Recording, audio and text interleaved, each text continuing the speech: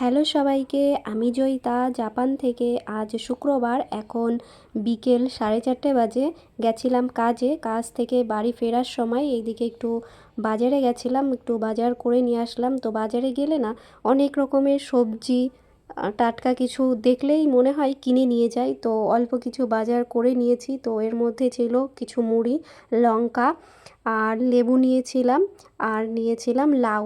তো এখানে তো খুব একটা লাউ পাওয়া যায় না, আর গরম যা পড়েছে তাতে মনে হলো যে একটু লাউটা নিয়ে যাই, ঠান্ডার মধ্যে খাওয়া যাবে, মানে গরমের মধ্যে একটু ঠান্ডা হওয়া যাবে। তো যাই হোক, সেই জন্যই কিন্তু লাউটা নিয়ে এসেছিলাম।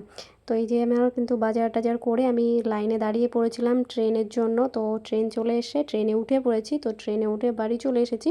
ট্রেন থেকে নামার পরে আর ভিডিও করা হয়নি। তো সোজা বাড়ি এসে এই যে ভিডিওটা করলাম। তো আমি বাড়ি এসে ফ্রেশও হয়ে গেছি, এই যে ফ্রেশ হয়ে গেছে। আর আমি বাড়ি এসেছি, এখন আমার হাজব্যান্ড সে যাবে কাজে। তো ফ্রেশ হয়ে গেছি। তো ফ্রেশ হওয়ার পরে আমার হাজব্যান্ড বলছে একটু নুডলস বানাও, আমি স্নান করতে যাই, এসে খাবো। তো ও কিন্তু নুডলস খেয়ে তারপরে কাজে গেছিলো। তো ওইদিকে আমি নুডলসের জল বসিয়ে দিয়েছি, তার মধ্যে আমার টিফিনটা ধুয়ে নিলাম, টিফিন কৌটো যেটা ওইটা ধুয়ে রেখে দিলাম। তারপরে এদিকে জলটাও দেখলাম ফুটে গেছে, তাই মশলাটা দিয়ে নিলাম। তো আগের দিন তো তোমাদেরকে বলেছিলাম যে এই নুডলসটা একটু অন্যরকম করে বানাতে হয়। আগে মশলাটা দিতে হয়, তারপরে নুডলসটা দিতে হবে। তারপরে নুডলসটা দেওয়ার পরে নামানোর আগে ডিম দিয়ে নামিয়ে নিতে হয়। যদিও আমরা ডিমটা দিইনি, যাই হোক আমাদের কিন্তু নুডলস বানানো হয়ে গেছে। ও আর হ্যাঁ, আমার হাজব্যান্ড ও কিন্তু ভেন্ডি ভেজে রেখেছে আমার জন্য, যে ও কাজ থেকে বাড়ি আসবে, এসে তো রান্না করবে না।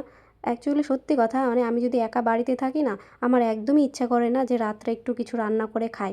আমি সত্যি রান্না করতাম না। ও ভাগ্যিস ভেন্ডিটা ভেজে রেখে গেছে, ওটা দিয়েই রাত্রে ভাত খেয়ে নেব।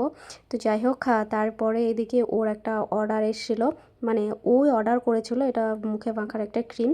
তো যাই হোক, এটা আমি সকালে ওকে বলেছিলাম যে এটা ফুরিয়ে গেছে। ও সকালে সঙ্গে সঙ্গে, মানে আমি কাজে চলে যাওয়ার পরে সঙ্গে সঙ্গে অর্ডার দিয়ে দিয়েছে, আজকে আবার দিয়ে গেছে বিকেলে।